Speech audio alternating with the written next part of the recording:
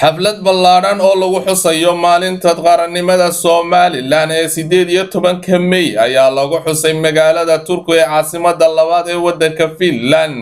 xafladan oo si weyn loo soo abaabulay kana soo qayb galeen bulshada qaybaheeda kala duwan ayaa waxa kala qayb galay xuskaasi bulshada reer Soomaaliland ee ku dhaqan magaaladaasi. gudoomiyaha baarlamaanka Soomaaliland Cabdiraxmaan Cabdillaahi Cirro iyo wasiirad ku-xigeenka shaqada iyo arrimaha bulshada Marwo Shukri Xariir Ismaaciil.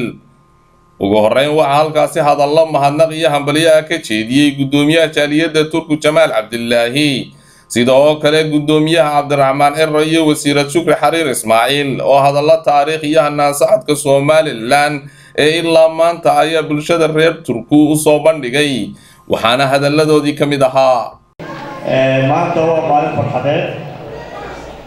farxadana inaan kala soo qayb galno waan ku faraxsannahay. waxaynu u baahannahay inaynu taariikhda ay ku timi 18 May aynu barro carruurteenna oo ay gartaan sababtay ku timi 18 May. Somaliland waxay ka mid ahay dulalka ay degayiin dadka Soomaaliya ku hadla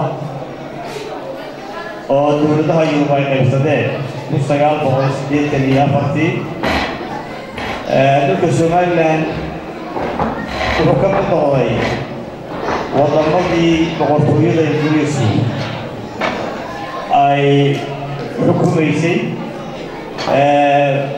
waqtiga kadib waxa loo bixiyey Somaliland Protectorate ama British Somaliland Protectorate oo waxay kaga duwanay magacyada waddamadii la gumaysan jiray.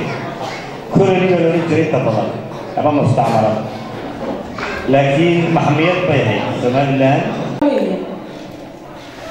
in aad ogaataan oo taariikhda ku dartaan dalalka caalamka oo dhan jabhadihii ka abuurmay sida Kenya SNM oo kale waxa lagaga furfuray xukunkii iyagoo ama la laayay ama la xirxiray, laakiin inaga teeni beel dahaba oo taariikhi ayay ka gashay adduunka oo dhan oo aan la arkin taariikh oo aan la maqlin taariikhda SNM.